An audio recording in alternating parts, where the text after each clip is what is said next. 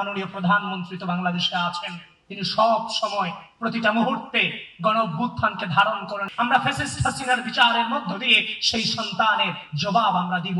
বাংলাদেশের মানুষ আইন মানে, সরকারের সকল আইন মানে।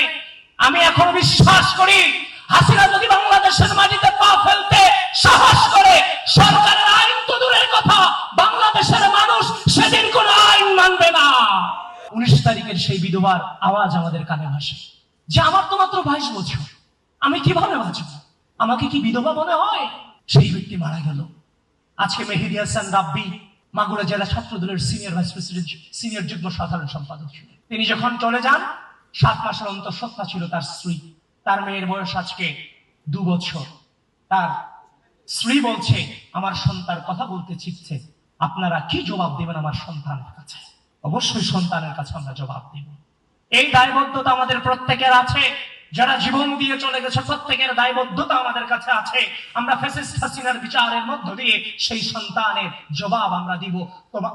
আপনার বাবা এই বাংলাদেশকে মুক্ত করবার জন্য জীবন দিয়ে গেছে, আমরা হাসিনার বিচার সম্পন্ন করতে পেরেছি। মাননীয় মন্ত্রী মহোদয় এখানে আছেন, প্রতিমন্ত্রী মহোদয় এখানে আছেন, সংসদ সদস্য এখানে আছেন, মাননীয় প্রধানমন্ত্রী তো বাংলাদেশে আছেন। তিনি সব সময় প্রতিটা মুহূর্তে গণঅভ্যুত্থানকে ধারণ করেন এবং পুঙ্খানুপুঙ্খভাবে জুলাইকে বাস্তবায়ন করা সহ সকল অপরাধীদের দৃষ্টান্তমূলক শাস্তির কথা তিনি বলেছেন। কিন্তু বাংলাদেশের মানুষ খুব দ্রুত এগুলো চায়, আমরাও চাই খুব দ্রুত এগুলো বাস্তবায়ন হবে। আওয়ামী লীগের কোন অর্গানকে বাংলাদেশের মাটিতে ফাংশন করতে দেওয়া হবে না। শুধু গণঅভ্যুত্থানের শাস্তি নয়, শাপলাতে হত্যাকাণ্ড ঘটিয়েছে, পিলখানার হত্যাকাণ্ড ঘটিয়েছে, 17 বছরের গুম খুন নির্যাতন নিপীড়ন নিষ্পেষণের ইতিহাস রয়েছে। সুতরাং হাসিনা আওয়ামী লীগ এই বাংলাদেশের মাটিতে ফাংশন করবে করার দুঃসাহস স্বপ্নে দেখারও কোনো সুযোগ নাই। আমি বিশ্বাস করি যেই তরুণ প্রজন্মকে আপনারা বলতেন যে এই তরুণ প্রজন্মের হাত ধরে কিচ্ছু হবে না, এরা সোশ্যাল মিডিয়াতে এডিক্টেড হয়ে গেছে। একদিকে বিরোধী দলের, বাংলাদেশের প্রধান বিরোধী দলের নয়াপল্টন কার্যালয়ে হামলা হয়, শত শত মানুষকে তুলে নিয়ে যায়, আর অপর সাইডে টিভিতে বসে যে তরুণ প্রজন্ম খেলা দেখেছে, এই হিস্ট্রিও বাংলাদেশে আছে। তখন আমি আমার জেনারেশনের উপরে ক্ষুব্ধ হতাম যে এই কোন জেনারেশনে এসেছি, এই জেনারেশন দিয়ে কিছু হবে না।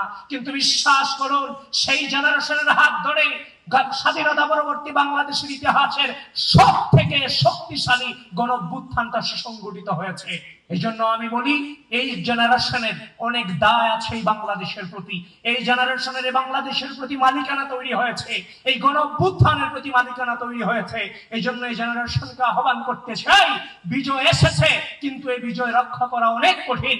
আমাদেরকে অত্যন্ত সুশৃঙ্খল থাকতে হবে, আমাদের ঐক্যবদ্ধ থাকতে হবে। আমাদের ডাকে এসে 2000-এর অধিক মানুষ জীবন দিয়েছে, 25,000-এর অধিক মানুষ চিরজীবনের জন্য পঙ্গুত্ব বরণ করেছে, অন্ধত্ব বরণ করেছে। সুতরাং আমাদের দায় অনেক বেড়ে গেছে। হাসিনার বিচার না হওয়া পর্যন্ত, এই আওয়ামী লীগের প্রত্যেকটা অর্গানের বিচার না হওয়া পর্যন্ত আমাদের ছেড়ে যাওয়ার সুযোগ নেই। আমাদের ঐক্যবদ্ধতা ধরে রাখতে হবে।